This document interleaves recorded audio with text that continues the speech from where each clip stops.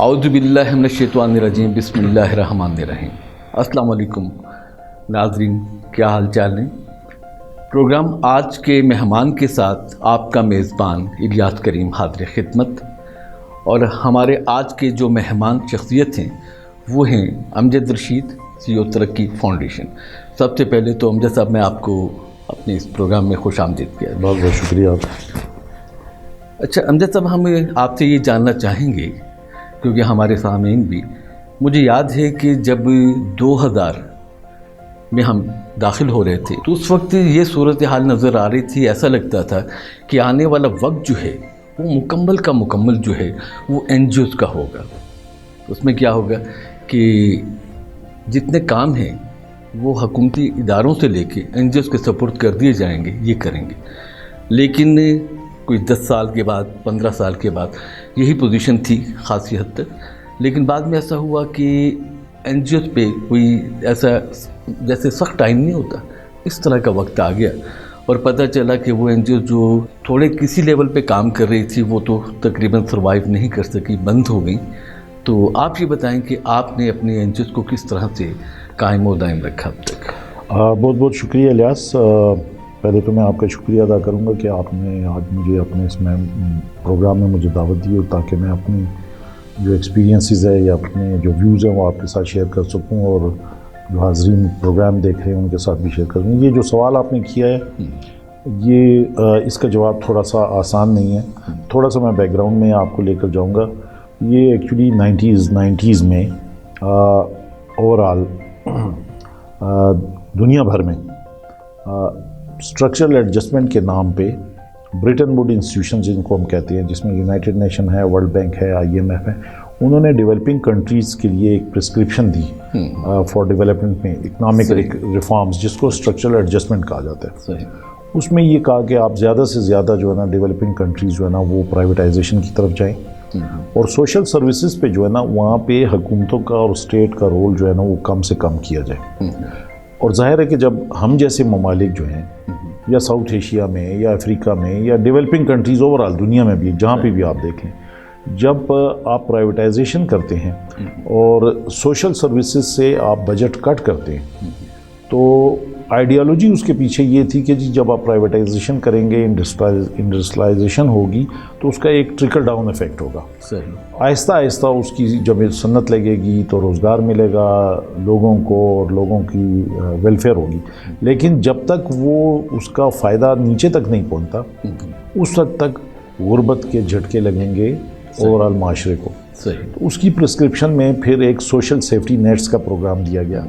Social safety nets اس کو کہتے ہیں کہ جب آپ پرائیویٹائزیشن کر رہے ہوتے ہیں تو پھر جب آپ غریب طبقے کو جب شاکس لگتے ہیں تو وہاں پہ ان کے لیے فلاح و بہبود کے کام کیے جاتے ہیں۔ مثلا ہمارے ملک میں اس طرح کے پروگرام ہیں، بے نظیر انکم سپورٹ پروگرام، جو کہ آج کل احساس پروگرام کے نام سے جانا پہچانا جا رہا ہے، پاکستان پاورٹی ایلیویشن پروگرام، اور اس طرح کے بہت سارے ایسے پروگرام، زکوٰۃ کا جو پروگرام ہے وہ آپ دیکھ رہے ہیں۔ تو اس طرح کے پروگرام کو لانچ کیا جاتا ہے، اور وہ گاؤں کی سطح پر لوگوں کو ویلفیئر کے کام میں، تاکہ ان کو صحت، ہیلتھ، واٹر، ایجوکیشن، غربت کے مسائل کو حل کرنے کے لیے یہ ادارے جا کے پہنچے۔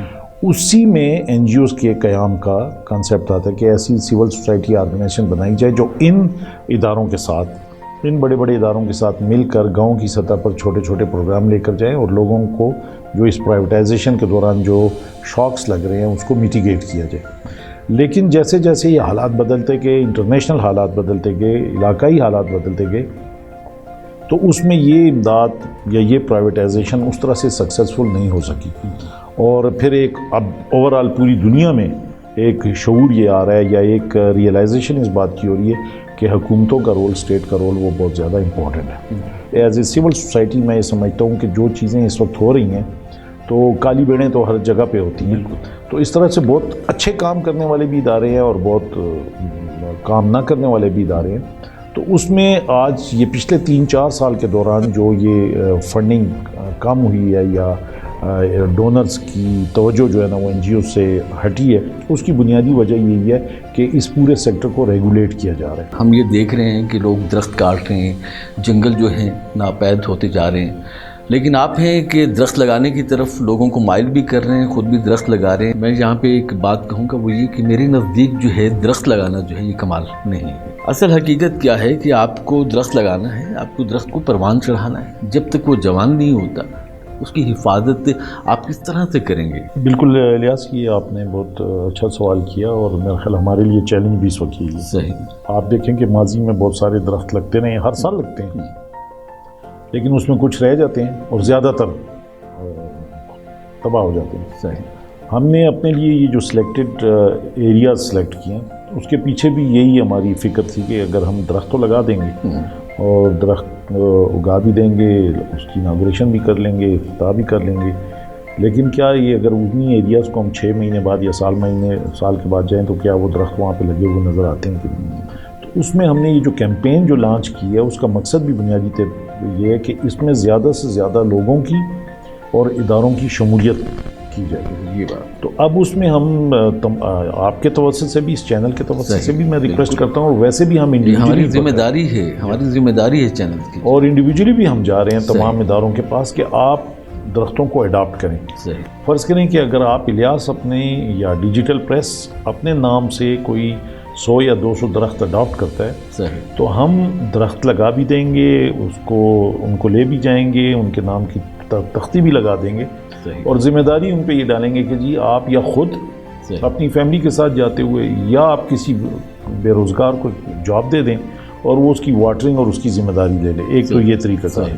دوسرا، ہم نے اپنے طور پہ ترقی فاؤنڈیشن نے اپنے طور پہ بھی پلان کیا ہوا ہے کہ جب یہ درخت لگ جائیں گے تو ہم کم از کم 6 مہینے سے سال تک اس کی ذمہ داری ہم کریں گے۔ میں یہ تو نہیں کہتا کہ شاید ہم 100% اس میں کامیاب ہو جائیں، لیکن انشاءاللہ جس طرح سے ہم پلان کر رہے ہیں، ہم سمجھتے ہیں کہ ہم اس میں 70-80% ہم کامیابی سے ضرور ہمکنار ہوں گے اور اس کو ہم کامیاب کریں گے۔ اس کے علاوہ فارسٹ ڈپارٹمنٹ کے ساتھ ہم نے باقاعدہ ایک MOU سائن کر لیا ہے، جس میں فارسٹ ڈپارٹمنٹ نے اس بات کی ذمہ داری لی ہے کہ یہ درخت لگانے کے بعد ان کو مینٹیننس کی ذمہ داری ہوگی، اور اس میں انہوں نے کچھ انیشیٹو بھی لے لیے۔ فرض کریں کہ بند خوشدل خان ہے، اس میں پانی تو ہے، وہاں سے پانی پمپ کرنا، اور اس کے بعد ان کے ایک پروجیکٹ ہے، اس کے تھرو وہ کوئی سولر پمپنگ کے ساتھ ٹیوب ویل لگا رہے ہیں وہاں پہ۔ مسلخ کا علاقہ ہے، وہاں پہ آلریڈی فارسٹ ڈپارٹمنٹ کا ٹیوب ویل ہے، اور وہ وہاں پہ ان کا ٹینکر بھی ہے جس کے تھرو وہ ٹینکرنگ کر رہے ہیں۔ جو شہر کے ایریاز ہیں اس میں ہم یہ چنکی رکشہ والوں کو ان کو انگیج کر کے ہم ان کے تھرو واٹرنگ کا بندوبست کرنا چاہ رہے ہیں اور مینٹیننس کرنا چاہ رہے ہیں۔ اسی طرح علاقائی لوگوں کی کمیٹیاں بنا کر ان کو کہہ رہے ہیں کہ جی آپ اپنے اپنے گھروں کے پاس یا جن روڈوں کے آس پاس کوئی کمرشل ایریاز ہیں تو ان دکانداروں کو، تاجروں کو ان کو کہ جی وہ اس کی ذمہ داری لے لیں۔ پولیس ڈپارٹمنٹ کے ساتھ ہم نوشکی میں کر رہے ہیں، تو میں ان کا بہت شکر گزار ہوں، بلکہ SSP جو ہے نا جاوید غرشین ماشاءاللہ بڑے ڈائنامک ینگ آدمی ہیں، انہوں نے بہت بولڈ انیشیٹو لیا، اور ان کے پاس ہیومن ریسورس بھی اویلیبل ہے، ورک فورس بھی اویلیبل ہے، ان کے پاس پانی کا بھی بندوبست ہے، ان کے پاس لوگ بھی ہیں، اور انہوں نے یہ گارنٹی دی ہے، MOU سائن کر رہے ہیں ہمارے ساتھ کہ جو درخت آپ لگائیں گے، جو 10,000 کے قریب ہم درخت وہاں پہ لگا رہے ہیں، اس کو مینٹین بھی کریں۔ تو میں سمجھتا ہوں کہ اس وقت پھر یہ آہستہ آہستہ گریجولی، آج یہ 1 لاکھ درخت ہیں، اگلی دفعہ یہ 2 لاکھ ہوں گے، 4، تو یہ تو ایک مسلسل کام ہے۔ اچھا، ایک طرف تو ہم یہ دیکھ رہے ہیں نا یہ درخت لگ رہے ہیں، ایک طرف یہ کہ بہت بڑے پیمانے پہ بلوچستان کے کچھ علاقوں میں یہ کوہ سلیمان کے درخت جو ہیں یہ کٹ رہے ہیں، سمجھ گئے، ایندھن کے لیے کٹ رہے ہیں، خاص طور پہ عمارتی لکڑیوں کے لیے کٹ رہے ہیں، چرغوزے کے درخت کٹ رہے ہیں، زیتون کے درخت کٹ رہے ہیں۔ اچھا، وہ یہ کہتے ہیں کہ ہم کیا کریں کیونکہ ہمارے پاس گیس نہیں ہے۔ اچھا، ان کا سب سے بڑا مطالبہ بھی یوب والوں کا، اس علاقے کا، پشتون بیلٹ کا یہ ہے کہ ہمیں گیس دیا جائے، تاکہ گیس کے بعد یہ ہے کہ ہم کیا کریں گے، پھر ہم بالکل لکڑی استعمال نہیں کریں۔ اور واقعی اگر آپ کے گھر میں گیس ہے، آپ ایندھن کے لیے لکڑی کیوں استعمال کریں؟ ایک تو میں اس کا جواب یہ دوں گا کہ اگر خیبر پختونخوا کا یا پاکستان کے کچھ اور حصوں کو دیکھیں تو ایک ٹمبر مافیا بہت ہے جن کا بزنس ہی ہے۔ ہاں بالکل۔ اور دوسرا یہ کہ ہمارے زیارت کے درخت، ہمارے جوب کے درخت اور کوئٹہ کے ایون آپ دیکھیں یہ تو بہت سالوں میں جا کر بڑھتے ہیں۔ ہاں بالکل۔ گیس تو ایک جو کہ بنیادی ضرورت ہے، جس طرح پانی، ہوا ہمارے لیے ضرورت ہے، اب ہمارے لیے گیس بھی اسی طرح کی ضرورت ہے، اور یہ ہمیں حکومت کی ذمہ داری ہے کہ وہاں پہ پہنچائیں دور دراز علاقوں میں۔ لیکن دوسری جگہ پر اگر آپ یہ دیکھیں کہ لوگوں کا لائیولیہوڈ انہیں پر ہے، بلوچستان میں واٹر بہت بڑی نیڈ ہے، اور پانی کے اوپر ہی زیادہ تر معیشت کا نظام ہے لوگوں صحیح کا. بات. اب جابس میں دیکھیں تو سرکاری جاب بہت کم لوگ ہیں، لیکن 80% یا لائف سٹاک پہ ڈیپینڈنٹ ہے یا ایگریکلچر پہ ڈیپینڈنٹ ہے. اب اگر وہاں پہ کوئی چھوٹے چھوٹے یونٹس پروڈکشن یونٹس لگائے جائیں، ایسے کاروبار ایگری بیسڈ انڈسٹری لگائی جائے، اگر لوگوں کو ایک الٹرنیٹ لائیولیہوڈ ملے گا تو وہ کیوں کاٹیں گے؟ میں تو یہ سمجھتا ہوں کہ یہ جو لوگ ہیں ہمارے، جو نیٹو لوگ ہیں، جو گاؤں کے رہنے والے ہیں، وہ زیادہ ہی ہم سے زیادہ پروٹیکٹر ہیں اپنی انوائرمنٹ کی. بالکل. لیکن جب ایک گھر میں ایک بچہ جو ہے وہ ٹھٹر کے مر رہا ہو یا اس کو وہ بنیادی ضروریات نہ مل رہے ہوں، تو آپ بتائیں، میں اور آپ ہم دونوں بھی پیرنٹس ہیں، تو ہم کیا کریں گے؟ ہم تو کچھ بھی کر کے اپنی فیملی کو، اپنی لائف کو بچانے کی کوشش کریں گے. تو میرا خیال یہ مسئلہ ڈائریکٹ ہمارے روزگار سے، ہمارے لائیولیہوڈ سے لنک ہے. تو اگر الٹرنیٹ لائیولیہوڈ کا بندوبست ہو جائے یہاں پہ لوگوں کو، تو میرا خیال ہے یہ چیز کور ہو سکتی ہے. یعنی کہ ان کے مطالبے کو حکومت کو غور کرنا چاہیے، غور کرنا چاہیے اور اس پہ کام کرنا چاہیے. کام ہو بھی رہا ہے کافی حد تک، لیکن شاید وہ جس لیول پہ ہونا چاہیے اس لیول پہ کام نہیں ہوگا. جس طرح آپ نے بات کی کہ پہلے آپ نے کہا کہ یہ ٹھنڈی سڑک اور کوئٹہ کی کوہ مردار پہ بھی درخت نظر آتے تھے. بلوچستان سرسبز تھا، میرے نزدیک بلوچستان خاصا سرسبز تھا، کیونکہ میں یوب میں زیادہ وقت میں نے گزارا. میں نے یہ دیکھا کہ یوب کے پہاڑ اب بھی سرسبز ہیں، لیکن خاصے درخت کٹ چکے ہیں. ایک علاقہ ہے مانی خواہ کا، وہاں پہ میں اس کی بات کروں گا. ساتھ اس کے سرکاری جنگل ہے. سرکاری جنگل اس لیے کہتے ہیں کہ فارسٹ ڈپارٹمنٹ نے وہاں پہ وہ درخت پہ پابندی لگا دی، کوئی نہیں کاٹ رہا، اس کے انڈر ہے. اور گاؤں والوں نے صرف کیا کیا، جو درخت کٹ رہے تھے. ایک وقت ایسا آیا کہ مانی خواہ کے گاؤں والوں نے کہا کہ اس طرح کرتے ہیں کہ آج سے ہم درخت نہیں کاٹیں گے، قرآن پہ ہاتھ رکھ لیتے ہیں، قسم کھا لیتے ہیں کوئی درخت نہیں کاٹے گا. انہوں نے وہاں اس کے بعد درخت کاٹنا بند کر دیا. اس سے کیا ہوتا ہے کہ اب یہ نظر آتا ہے کہ وہ علاقہ ہمیں ایسے لگتا ہے جس طرح مری گا علاقہ، یا اس سے کچھ کم. یعنی کہ اگر وہ اس وقت یہ حلف نہ اٹھاتے تو وہ درخت بھی کٹ چکے ہوتے. بہت بھاری مقدار میں درخت کاٹے گئے.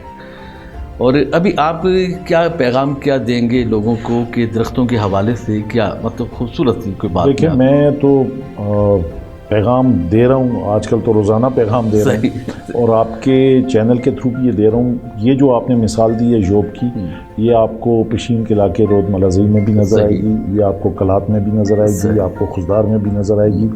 اگر یہ مثال کہیں پہ نظر نہیں آ رہی تو شاید کیپٹل میں نظر نہیں آ رہی. میں یہ سمجھتا ہوں کہ ہم جو پڑھے لکھے لوگ ہیں نا، ہم شاید نقصان دینے میں ہمارا رول زیادہ ہے. صحیح بات. وہ جو لوگ ہیں جن کا دار و مداری انوائرمنٹ پہ ہیں، وہ پروٹیکٹر ہیں انوائرمنٹ کے. ایک لیول پہ تو وہ اپنی لائیولیہوڈ سے مجبور ہو کر انہوں نے کیا، لیکن جب ان کو لگا کہ اگر ہم درخت کٹ جائیں گے تو بارش نہیں ہوگی، بارش نہیں ہو تو پانی نہیں ہوگا، پانی نہ ہوا تو روزگار نہیں ہوگا، تو پھر یہ تو ہمارے دین کا بھی تقاضا ہے، ہمارا فرض بھی ہے. تو میں یہ سمجھتا ہوں کہ اگر ہم نے اپنی جنریشن کو، آگے کی جنریشن کو اگر کچھ دینا ہے، تو جیسے آج ہم کووڈ کے ماحول میں ماسک پہن کے گھوم رہے ہیں، تو اگر یہ کووڈ ختم بھی ہو گیا اور درخت نہ ہوئے اور یہ سبزہ ختم ہو گیا، تو ہم تو پھر ساری زندگی ماسک، اور چھوٹے چھوٹے بچے بھی ہمارے ماسک پہن کے گھوم رہے ہوں گے. تو اگر اس دور سے بچنا ہے، اس ٹائم سے بچنا ہے، تو میرا خیال ہم سب کا فرض ہے کہ اس میں شامل ہو کر اپنے آس پاس، گھر میں، گلی کے باہر، روڈ پہ ہم اس کو گرین بنائیں. اور میرا خیال یہ گرین صرف جو ہے نا، آپ کو صرف انوائرمنٹ ہی صاف نہیں دے گا، بلکہ آپ کو روزگار بھی دے گا، آپ کو جابز بھی دے گا. مثلا اس وقت ہمارے اپنی اس کیمپین میں 10,000 ڈیلی ویج ہم لوگوں کو انگیج کیا ہوا ہے. ایک مزدور کو ہم ڈیلی 800-700 روپیہ دیتے ہیں. تو اگر اور حکومت کے پاس بھی ایک ماشاءاللہ محکمہ جنگلات کے پاس ہے، ایک پروجیکٹ ہے بہت اچھا. میں یہ بھی ریکویسٹ کروں گا کہ اگر یہ کلین گرین جابز کو لنک کیا جائے اس فارسٹری کے ساتھ، تو پورا بلوچستان جو ہے نا، یہ 3-4 سالوں میں ہم اپنے مقصد میں کامیاب ہو سکتے ہیں. اور کافی حد تک پھر یہ سلسلہ چلتا رہے گا، اور انشاءاللہ ایک دن آئے گا. نا امیدی نہیں ہونی چاہیے. ہم نے اپنی زندگی میں بہت سارے اچھے کام کیے اور بہت سارے غلط کام بھی ہم سے ہوئے ہیں، لیکن اس کا یہ مطلب نہیں کہ ہمیں اس سے مایوس ہو جانا چاہیے. ہم پہ بھی لوگ کافی تنقید کرتے ہیں، جیسے آپ نے بتایا سول سوسائٹی پہ بھی کرتے ہیں اور بھی اداروں پہ کرتے ہیں. لیکن اگر مایوسی سے ہم بیٹھ جائیں تو میرا خیال کچھ نہ